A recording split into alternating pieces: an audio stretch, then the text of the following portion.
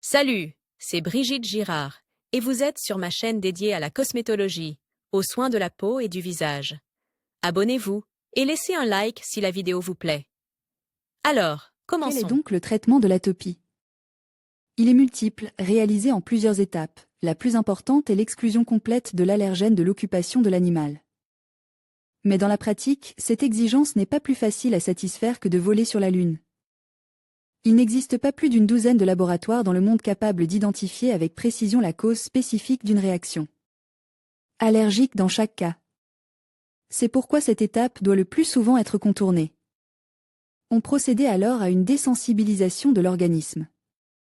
Pour ce faire, des préparations médicales standards sont utilisées, et dans les cas légers, même le suprastin peut convenir. Si le chien souffre d'une dermatite grave, il est nécessaire d'utiliser des anti-inflammatoires puissants, ainsi que des antibiotiques, avec lesquels les spécialistes suppriment la microflore secondaire qui s'est développée. Les médicaments stéroïdiens en donnent de bons résultats, mais ils ne doivent être prescrits que par un spécialiste expérimenté. En outre, ces médicaments peuvent avoir des effets secondaires assez dangereux, de sorte que lorsqu'ils sont utilisés, l'animal doit être sous la surveillance constante d'un vétérinaire. Les oméga 3 et autres acides gras extraits de l'huile de poisson contribuent le plus souvent à soulager de manière significative l'état de l'animal malade. Enfin, il est le plus souvent nécessaire d'utiliser des médicaments fongicides, car ils inhibent l'action des champignons pathogènes, qui se développeront inévitablement sur la peau affectée. Enfin, nous souhaitons mettre en garde les propriétaires d'un chien malade contre les difficultés qui les attendent et qui attendent l'animal lui-même. En effet, la thérapie peut s'éterniser pendant de nombreux mois, sans pour autant produire d'effets particuliers. Dès lors, au moindre signe de cette pathologie, il vaut la peine de contacter d'urgence une clinique vétérinaire, car une intervention rapide peut augmenter de manière significative les chances d'une issue favorable. Signes. Les principaux symptômes ne sont pas spécifiques et peuvent donc être facilement attribués à de nombreuses autres maladies. Jugez-en par vous-même, le chien développait soudainement une irritation de la peau qui le gêne beaucoup. Il se démange constamment, déchirait parfois la peau jusqu'au sang et s'arrache des mèches entières de poils. Dans les plaies qui en résultent, la microflore pathogène et les champignons se développent rapidement, ce qui entraîne une inflammation grave, qui se traduit le plus souvent par un scénario purulent. Dans ce cas, l'état général de l'animal est extrêmement grave, il présente une forte augmentation de la température corporelle et manque totalement d'appétit. Atopie et IgE. L'augmentation de la synthèse d'IgE est l'une des caractéristiques de la maladie atopique. Cependant, l'équation simple atopie égale IgE est incorrecte, et des définitions telles que atopie, mais pas nécessairement causée par des anticorps IgE restent discutables. L'atopie n'est qu'une des nombreuses conditions conduisant à une augmentation de la synthèse d'IgE. L'origine de cette production accrue d'IgE n'est toujours pas claire, bien que nous sachions que les cellules T semblent jouer un rôle important, en particulier les sous-populations Th2 qui sécrètent de Lil4 et de Lil13. L'influence de facteurs, par exemple les polluants et les antigènes microbiens, et de l'exposition aux allergènes est possible. Cependant, l'atopie ne se résumait pas aux IgE, car elle implique également une altération de la réactivité non spécifique ainsi que la formation d'IgE spécifiques, figure 1. Outre l'augmentation de la synthèse des IgE, de nombreux patients présentent une altération de la réactivité non spécifique, qui se manifeste notamment par une augmentation des réponses alpha-adrénergiques et cholinergiques et une diminution des réponses bêta-adrénergiques. Étant donné que les médiateurs vasoactifs tels que l'histamine ou la prostaglandine 2 influencent également la fonction lymphocytaire. Par l'intermédiaire des récepteurs H2 sur les Th2, un hypothétique cercle vicieux de l'atopie est envisagé dans lequel l'altération de la réactivité, la dysrégulation des cellules T et l'augmentation de la production d'IgE se renforcent l'une l'autre. La spécificité des IgE par rapport à l'allergène signifie que chaque allergène spécifique se lie à sa propre IgE. C'est pourquoi certaines personnes sont allergiques aux squames de chat, d'autres au pollen et d'autres encore à la poussière de maison. Dans la rhinite allergique atopique, la réaction allergique se déclenchait lorsque l'allergène entre en contact avec la muqueuse nasale. Déclencheur de la rhinite atopique saisonnière, rhume des foins, la rhinite allergique saisonnière, atopique, survient pendant les périodes où il y a beaucoup de pollen et de spores dans l'air, ambroisie. L'ambroisie est la principale cause de rhinite allergique chez environ 75% des personnes allergiques. Une seule plante peut libérer 1 million de grains de pollen par jour. L'atopie à l'ambroisie est plus sévère le matin. Herbe. L'atopie aux graminées se produit de la mi-mai à la fin juin. L'atopie des graminées est plus importante en fin de journée. Pollen d'arbre. De petits grains de pollen provenant de certains arbres ont tendance à déclencher l'atopie à la fin du mois de mars et au début du mois d'avril. Spores de moisissure. Les moisissures, qui se développent sur les feuilles mortes et libèrent des spores dans l'air, sont un allergène courant au printemps, en été et en automne. Pour diagnostiquer une rhinite, le patient doit présenter au moins 2 des symptômes suivants: nez qui coule, congestion nasale, démangeaison nasale, éternuement. Les causes des manifestations atopiques chez les nourrissons et les méthodes de traitement sont abordées à plusieurs reprises dans les articles du célèbre médecin pour enfants Yevgeny Komarov. Selon lui, les symptômes de la pathologie apparaissent au cours de la première année de vie. Le caractère insidieux de la maladie réside dans sa capacité à évoluer. Le signe principal de la dermatite allergique est une éruption cutanée, rouge ou rose, rare ou solide. Elle s'accompagne de fortes démangeaisons de la peau, ce qui est très inconfortable pour le bébé. L'éruption se concentre le plus souvent sur le visage, les mains ou les pieds, dans de rares cas sur l'abdomen et la poitrine. Le docteur Komarov note que les parents considèrent souvent les manifestations atopiques comme des affections cutanées. C'est faux, car la base de la maladie est un facteur génétique. Le succès du traitement des maladies atopiques dépend en grande partie de l'identification et de l'élimination de l'allergène provoquant la maladie. À cette fin, il convient d'accorder une attention particulière à l'hygiène personnelle et au nettoyage approfondi de la pisse. Ces mesures contribueront à réduire le risque de symptômes allergiques, mais ne guériront pas la maladie. C'est pourquoi 2 orientations thérapeutiques principales sont utilisées dans l'atopie: l'arrêt maximal du contact avec l'allergène et la poursuite du contrôle de l'environnement en tant que mesure préventive. Traitement symptomatique des manifestations allergiques, administration de médicaments, utilisation d'agents topiques, physiothérapie et thérapie diététique. Le traitement médicamenteux vise à bloquer et à soulager les symptômes et à rétablir le fonctionnement normal du système immunitaire. À cette fin, les médecins prescrivent des antihistaminiques, des médicaments homéopathiques et des immunomodulateurs. Si un patient adulte souffre de fortes démangeaisons ou de troubles du sommeil, il se voit prescrire des médicaments ayant un effet sédatif. La posologie et le choix des médicaments sont individuels et dépendent des spécificités de la maladie et de l'état de l'organisme dans son ensemble. Suivre un régime hypoallergénique, exclusion des déclencheurs alimentaires. La température de la pisse ne doit pas dépasser plus 23 degrés Celsius et l'humidité relative ne doit pas être inférieure à 60%. Éliminer les sources de poussière de la chambre du patient, tapis, livres, un minimum de meubles. Nettoyage humide quotidien. Remplacer les oreillers en plumes ou en duvet et les couvertures en laine par des couvertures synthétiques. Éliminer les moisissures potentielles, joints de la salle de bain, linoléum, papier peint. Enlever tous les animaux domestiques, si ce n'est pas possible, laver les animaux chaque semaine, enlever les plantes. Éliminer les insectes, mites, cafards. Limiter ou arrêter complètement l'utilisation de divers irritants, lessive, détergents synthétiques, solvants, colle, vernis, peinture, etc. Ne plus porter de vêtements en laine et en matière synthétique, ou les porter uniquement sur du coton. Ne pas prendre d'API et de phytopréparation. Limiter les activités physiques intenses et excessives. Essayer de ne pas être nerveux, d'atténuer les situations stressantes. Ne pas brosser et ne pas frotter la peau. Chez les jeunes enfants, l'interdiction totale du brossage peut entraîner des traumatismes psychiques. Utiliser des savons légèrement alcalins ou indifférents, l'anoline, savon pour bébé, et des shampoings de qualité qui ne contiennent pas de colorants artificiels, de parfums et de conservateurs.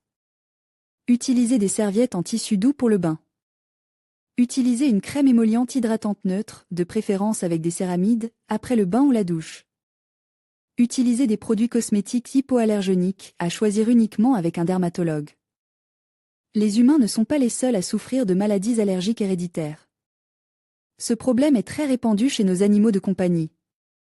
L'atopie chez les chiens ou les chats est un problème prédéterminé, car ils naissent déjà avec des gènes responsables de l'apparition de réactions allergiques à des stimuli externes. Les animaux atteints de ce problème sont particulièrement vulnérables au cours des premiers mois de leur vie. Cause de la maladie. La principale cause des réactions allergiques chez les animaux est la prédisposition héréditaire. Mais le principal facteur provoquant le développement de la maladie est le contact avec un allergène. La maladie peut être déclenchée par le pollen des fleurs, certains types de plantes, les insectes, par exemple, les puces, les fourmis, les acariens ou les produits de leur vie. Par conséquent, l'atopie chez les animaux est le plus souvent un problème saisonnier, qui atteint son paroxysme au printemps et en été. Signes et symptômes divers allergènes pénètrent d'abord dans l'organisme d'un chien ou d'un chat à l'hérédité aggravée par les organes respiratoires, digestifs et cutanés. En réponse, pour combattre les allergènes, le système immunitaire déclenchait des anticorps spécifiques. Ceux-ci sont libérés en grande quantité, ce qui entraîne l'apparition d'une inflammation, de démangeaisons ou d'un gonflement des zones cutanées. L'affection est aggravée par les infections fongiques ou bactériennes. Chez les chats et les chiens, l'atopie présente une symptomatologie similaire à celle du rhume des foins, qui survient chez l'homme. La seule différence réside dans le fait que les animaux se grattent beaucoup. Les démangeaisons intolérables sont le principal symptôme, qui conduit à un grattage intense des zones affectées. Ces zones deviennent un excellent environnement pour la pénétration et la multiplication des infections. D'autres symptômes apparaissent chez l'animal malade, larmoiement, ce qui peut entraîner une conjonctivite, des éternuements accompagnent d'un écoulement nasal clair-tout, des plaies purulentes apparaissent à l'endroit où l'animal s'égratte. Très souvent, les propriétaires de chats ou de chiens confondent ces symptômes avec d'autres maladies. Plusieurs mois peuvent s'écouler avant que le problème ne soit pris en compte. Cela aggrave l'état de l'animal et son traitement. Le diagnostic nécessitait une anamnèse et un examen physique approfondi de l'animal. Cet examen est suivi de tests cliniques portant sur l'urine, les fesses et le sang. Une culture est réalisée pour les infections fongiques. En outre, un raclage de la peau et des tests intradermiques sont effectués. Toutes ces mesures permettent d'exclure d'éventuelles maladies potentielles de l'animal. Traitement de la pathologie chez les animaux. La difficulté du traitement de la maladie chez les animaux réside dans la variété des facteurs allergiques ou autres facteurs externes. Cela explique les différences de symptomatologie, ainsi que l'imprévisibilité des réactions de l'organisme au traitement.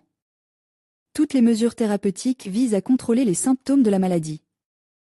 Une approche globale est nécessaire, comprenant différentes mesures d'action, éliminer l'allergène et minimiser les contacts futurs.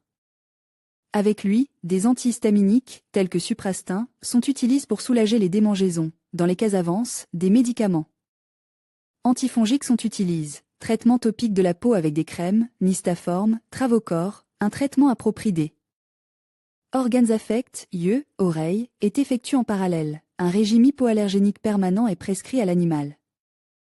Le traitement de la pathologie est prescrit à l'animal à vie. Par conséquent, lors du choix des médicaments, le vétérinaire tient compte des effets secondaires possibles. Comment contrôler la maladie chez un animal de compagnie?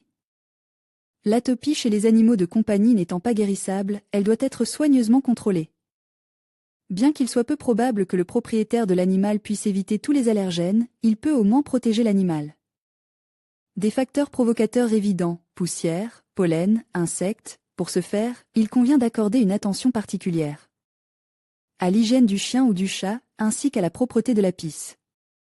Lorsque la saison des allergies arrive, il est nécessaire de se préparer à l'avance, d'acheter des médicaments et de commencer les mesures thérapeutiques dès l'apparition des premiers symptômes.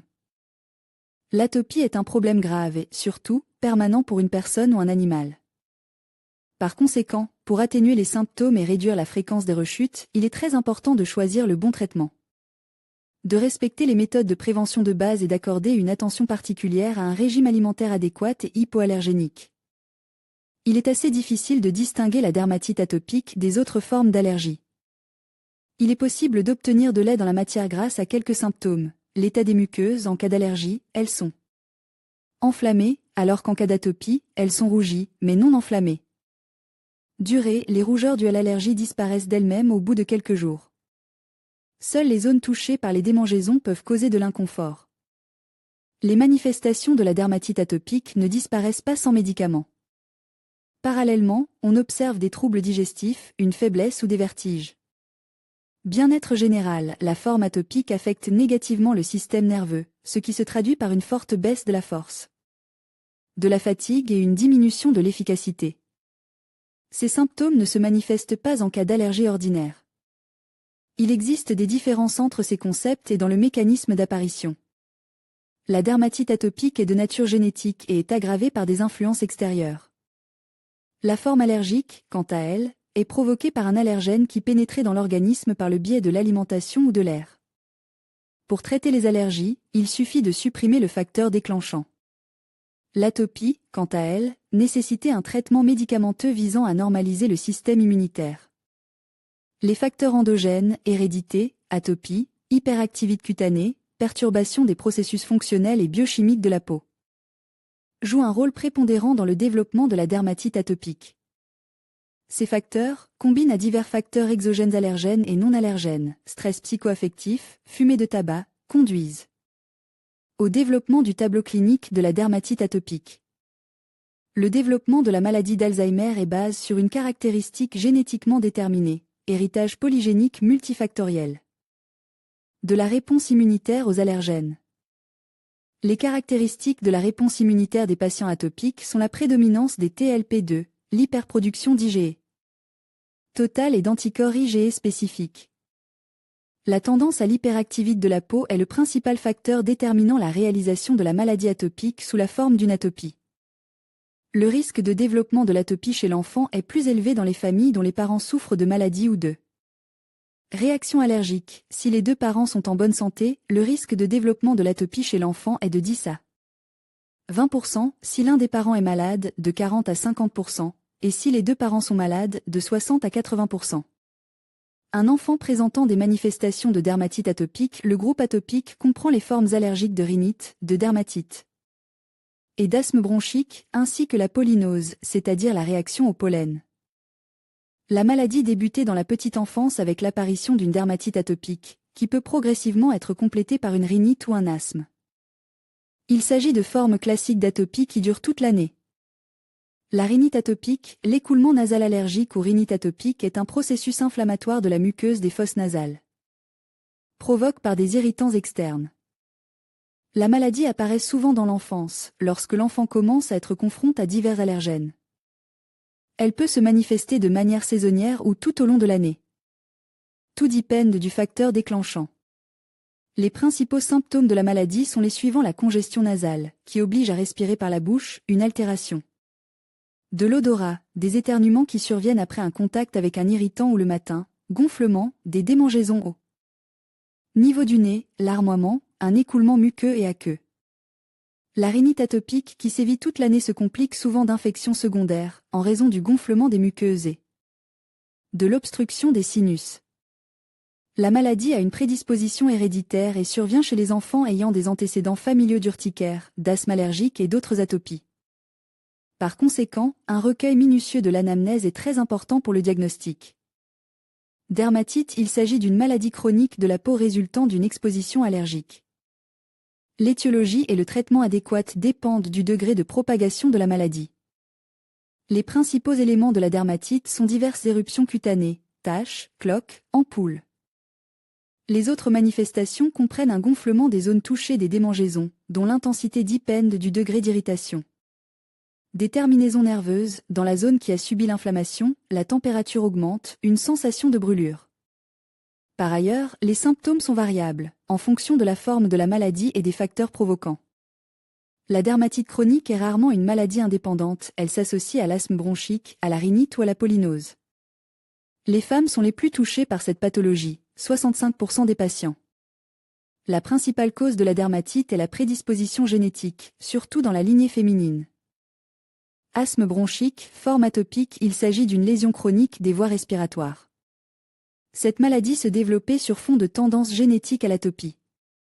Le facteur déclenchant est l'impact externe de divers allergènes non infectieux, substances ménagères, alimentaires, végétales ou animales. L'asthme atopique est souvent diagnostique dans l'enfance et présente des manifestations sévères de réactions allergiques. La pathologie touche dans la plupart des cas les garçons. Les premiers symptômes peuvent apparaître dès la 2e année de vie.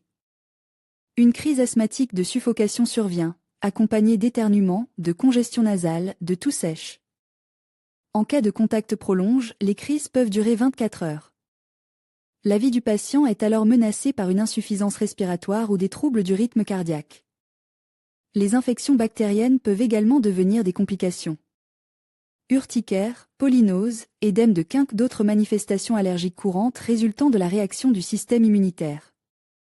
Au contact d'irritants externes comprennent, l'édème de quinque est une lésion des couches profondes du derme de nature localisée et d'évolution aiguë. Lors d'une réaction allergique, les muqueuses sont touchées, la température ou la pression artérielle augmente, des frissons, des douleurs abdominales, des nausées apparaissent. Par la suite, des troubles dans le fonctionnement de différents organes ou systèmes peuvent apparaître. La variante la plus négative est le choc anaphylactique, qui s'accompagne d'une chute brutale de la tension artérielle et d'une interruption de l'irrigation sanguine des organes internes. L'urticaire est une maladie qui se manifeste par une éruption cutanée. L'apparition de l'urticaire est précédée d'un contact avec un allergène, aliment ou médicament. La réaction commence par de fortes démangeaisons lorsque l'on gratte les zones affectées de la peau. Ce n'est qu'ensuite qu'apparaît une éruption allergique typique composée de petites cloques. La polynose est un ensemble de maladies atopiques provoquées par le pollen des plantes. C'est pourquoi les symptômes ont un caractère saisonnier et cyclique. Les principales manifestations de la polynose sont les suivantes: gonflement ou congestion nasale, démangeaison, éruption cutanée. Altération de l'odorat, toux sèche, étouffement, éternuement. Malgré le rôle déterminant du facteur héréditaire dans l'apparition de l'atopie, même les enfants dont les parents sont en parfaite santé peuvent présenter des symptômes de la pathologie. Il est donc important de connaître les principales manifestations atopiques qui s'observent dès la petite enfance. Au niveau de la peau, des éruptions cutanées apparaissent, caractéristiques de la dermatite, de l'urticaire ou de l'eczéma. Au niveau de l'oropharynx, la voix devient rauque, la bouche est sèche, un édème de quinque est possible. Appareil respiratoire, difficulté à respirer, congestion nasale constante, toux bronchique. Appareil neurologique, l'atopie peut provoquer des maux de tête, des évanouissements ou des vertiges. Appareil gastro-intestinal, crampes abdominales, nausées, diarrhée, vomissements. Le système cardiovasculaire est caractérisé par l'apparition d'une hypotension artérielle ou d'arythmie. Il s'avère que la maladie atopique se caractérise à la fois par des symptômes allergiques et par des troubles généraux du fonctionnement de nombreux organes internes. Les manifestations externes de la pathologie étant immédiatement perceptibles, il est important de trouver immédiatement l'allergène et de minimiser le contact avec lui. Dans le cas de la dermatite atopique, la peau du patient est sèche au toucher, avec un épiderme épais et rugueux. Parallèlement, on observe une diminution de l'élasticité. Cette peau nécessitait donc des soins particuliers. Il existe différents émollients, c'est-à-dire des crèmes hydratantes. Ces produits ne contiennent pas de substances médicinales classiques dans leur composition. Alcool gras, graisse, ester, paraffine, cire, silicone, tous ces composants sont des émollients. Leur action vise à hydrater la peau, ainsi qu'à soulager les inflammations. Grâce à leur composition naturelle, ils aident à lutter contre les problèmes suivants: contribuer à la pénétration rapide des composants médicinaux à travers les couches du derme, aident à lutter contre les maladies infectieuses de la peau. C'est pourquoi elles sont activement utilisées dans la thérapie de la dermatite, hydrater et augmenter l'élasticité du derme. Les émollients étant des substances distinctes dotées de propriétés différentes, c'est en les combinant qu'ils obtiennent les meilleurs résultats. Cependant, lors du choix d'une préparation, il est important d'en étudier la composition, car certains composants auxiliaires peuvent provoquer des réactions allergiques. À quelle fréquence faut-il appliquer le médicament sur la peau? En cas de dermatite atopique, la peau du patient devient très sèche. Par conséquent, plus l'application d'agents hydratants est fréquentée, moins elle sera traumatisée. Les spécialistes n'imposent aucune restriction quant au nombre d'émollients appliqués sur la peau. Ils recommandent d'utiliser des crèmes hydratantes aussi souvent que possible. L'essentiel est de surveiller la réaction de la peau aux composants de la préparation.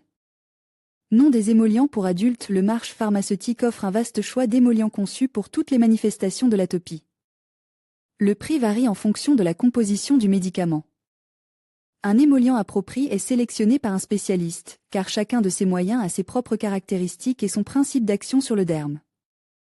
La sélection tient donc compte du type de peau.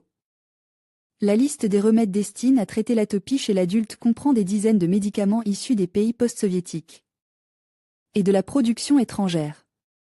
Parmi la vaste sélection d'émollients, Trixé, Exomega, Topicrem, Exipialem, Lipicar ont un bon effet. L'utilisation de ces médicaments est une composante obligatoire d'une thérapie réussie de la dermatite atopique. Préparation pour enfants en cas de dermatite atopique chez l'enfant, les émollients sont l'un des principaux moyens de soulager les symptômes désagréables et d'hydrater la peau sèche. Pour choisir un remède adapté, il convient de consulter un pédiatre. Il vous aidera à choisir une préparation efficace et, surtout, sans danger pour la peau des enfants. Les émollients les plus courants destinés aux jeunes patients sont l'Ocobèse, la Roche-Posay, Emolium, Mustela stellatopia.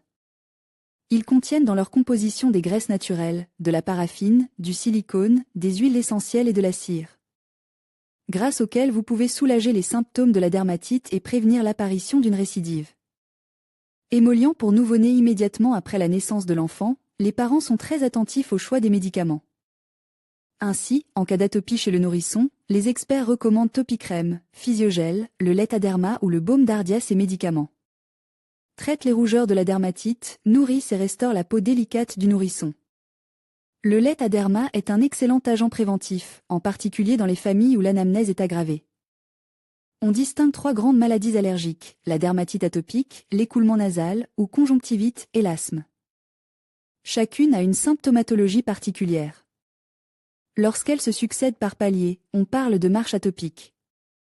L'élément déclencheur est une allergie cutanée. Les caractéristiques de la maladie sont les suivantes. Le problème apparaît dans la petite enfance, la dermatite atopique annonce.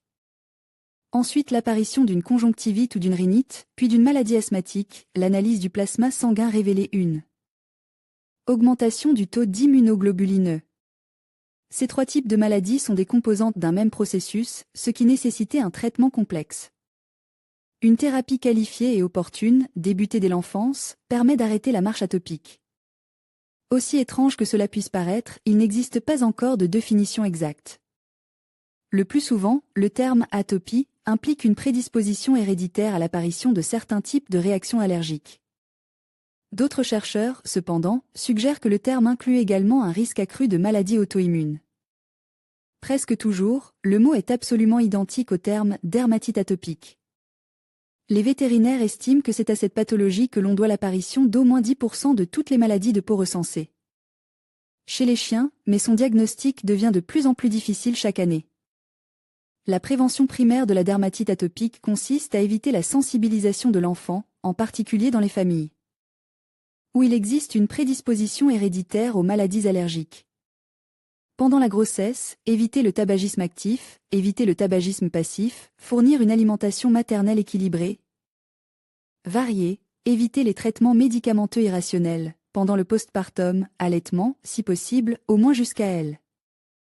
Age de 4 à 6 mois, éviter l'exposition à la fumée de tabac, alimentation maternelle équilibrée et variée, soins cutanés appropriés. Utilisation d'émollients dès la naissance. Réduction de l'impact des facteurs environnementaux défavorables, exclusion de l'influence de la fumée de tabac, réduction de la charge allergénique, création d'un environnement dit hypoallergénique, réduction de l'influence de la poussière domestique, des aéroallergenèses. En général, davantage considéré comme une stratégie de prévention primaire de l'asthme et de la rhinite allergique, évitement des acariens dès le plus jeune âge, ainsi que l'immunothérapie sublinguale prophylactique chez les enfants sensibilise, mais aucune des méthodes proposées n'a montré suffisamment de preuves de l'efficacité de cette stratégie. Une alimentation rationnelle de l'enfant, des soins cutanés appropriés.